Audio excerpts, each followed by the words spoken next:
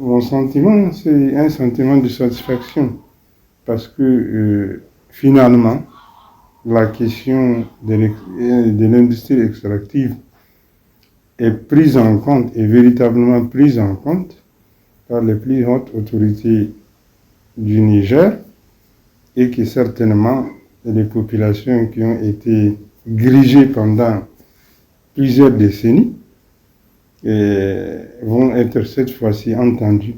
et que leurs droits seront recouvrés et que l'environnement sera restauré et le Niger va rentrer dans ce droit. Voilà le premier sentiment que ça m'inspire, c'est la remise de ce rapport au chef de l'État. C'est ma première réaction. Et comme je le disais, nos attentes, c'est qu'en tant que ressortissants et en tant qu'un des acteurs de la société civile de la région d'Agadez, nous attendons beaucoup de ces rapports-là. Nous attendons que l'État l'exploite à fond et que toutes les questions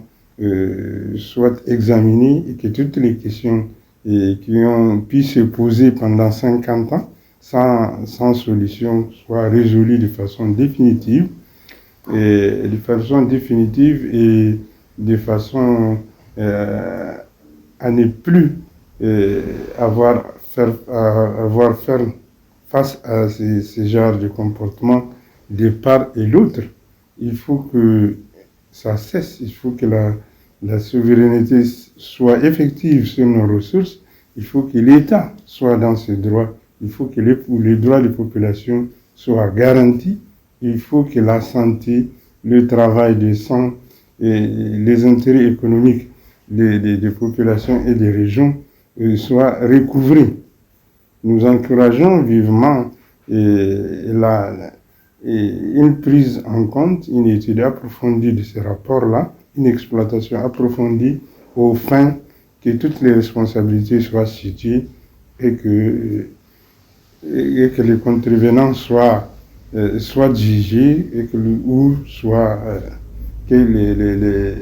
les réparations pécuniaires soient données. Oui, je voulais dire simplement qu'aujourd'hui, si on en est là, c'est que on s'est toujours voilé la face, on n'a pas regardé les choses en face, peut-être à tort, peut-être à raison, et dira-t-on, c'était une ère, c'était une autre ère, une autre époque. Mais aujourd'hui, on est en train de gérer la conséquence de l'inconséquence de certains Nigériens qui, à la limite, que je pourrais qualifier d'apatrides.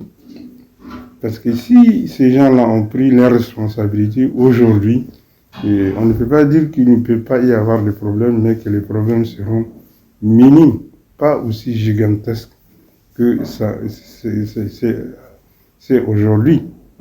C'est le seul cri que j'ai, il faut que les gens prennent responsabilité et il faut que toujours les responsabilités soient situées